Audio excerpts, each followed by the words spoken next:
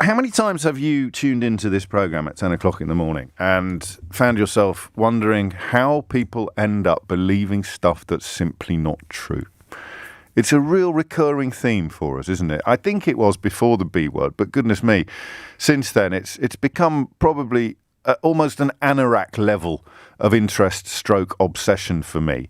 If you come, or try at least to come from a decent place, you end up almost caring more about the people who believe the things that aren't true than the people who believe the things that are true. You see it so clearly with the unfolding coronavirus catastrophes, the continuing coronavirus catastrophes, and the continuing insistence on believing things that are, at the very least, almost certainly not true. There is, I suppose, always the possibility of a almost sort of Halley's Comet of information crashing into the earth and changing completely the way we look at everything.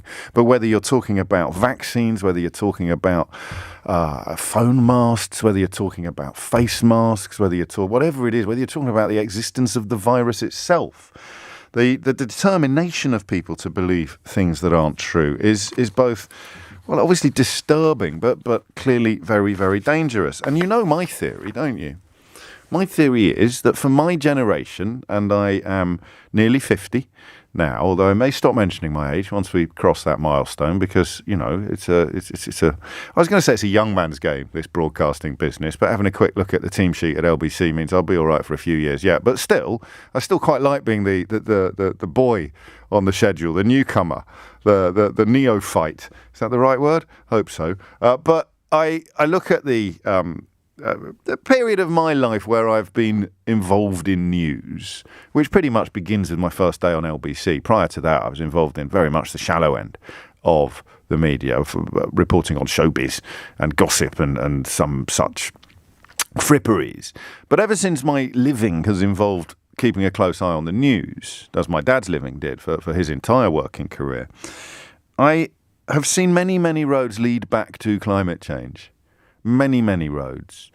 In fact, every time I find myself wondering about the enthusiasm with which we often embrace untruth and embrace, let me be kinder, simple answers to complicated problems. I mean, they are hardly ever the right answers, but there is a seductiveness to simplicity.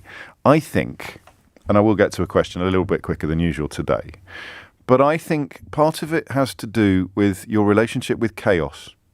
I genuinely mean this. I think about this a lot. I even occasionally write about it, don't you know? But the relationship with chaos, how frightened you are of chaos. And again, I've used the word frightened, so some people will start bridling. Go, don't call me frightened. I'm not frightened. It's all a load of nonsense. I'm not frightened. You're frightened. You're the one worried about the seas rising. I'll just buy a boat. I think it's to do with the nature of existence, actually. I think sometimes simple solutions to complicated problems seduce us precisely because they allow us to believe that things are quite straightforward and simple, that existence is on rails, that it follows rules and not even rules, but there is a regularity to existence. If you were given the choice of living in a world where a bit of sputum exhaled by an animal at a market in China or created under a microscope at a laboratory in China could end up bringing the entire world to a standstill. Would you rather live in a world like that or a world where that could never happen? Straight up answer is you'd be mad to want to live in a world where it could happen. I don't think it's an enormous leap from wanting to live in a world where that could never happen to believing in a very real sense that you do live in a world where that could never happen, regardless of all the evidence around you. And now I hope you can see that I'm not juggling with my marbles this morning, that there are routes back to climate change coverage on almost all of these issues. The desire to believe that dangers don't exist is probably an evolutionary survival mechanism. Just when you thought I couldn't get any more highfalutin stroke pretentious than I have already, I honestly think it might be. And I don't want to sound patronising, but I hope that sounds a little warmer perhaps with regard to people who believe things that probably aren't true, almost certainly aren't true, definitely aren't true. That it's quite easy when you try.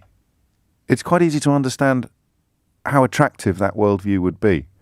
Even when you take it to its really silly extremes. I don't want to wear a mask. I don't want to wear it. No one can tell me what to do. It's like not wanting to wear a tie at school. I don't want to go tell me what to do. No one's going to tell me what to do. But actually, you don't want to wear a mask because you don't want to believe that the virus is real, or you don't want to believe that it's dangerous as it is, and you don't want to believe that the virus is as dangerous as it is because you don't want to believe that existence is fragile. You don't want to believe that humanity is vulnerable, because if you believe that humanity is vulnerable, then you are vulnerable yourself, aren't you? And that, I think, is why, again, it's contempt for the con men, compassion for the conned.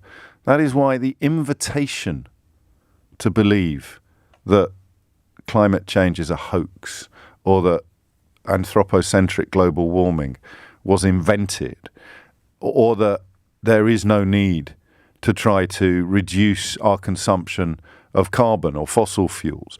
The invitation is attractive. I don't know whether or not this is a particularly profound observation. I'll be honest with you, I doubt it. But if you were responsible for selling this crud, right?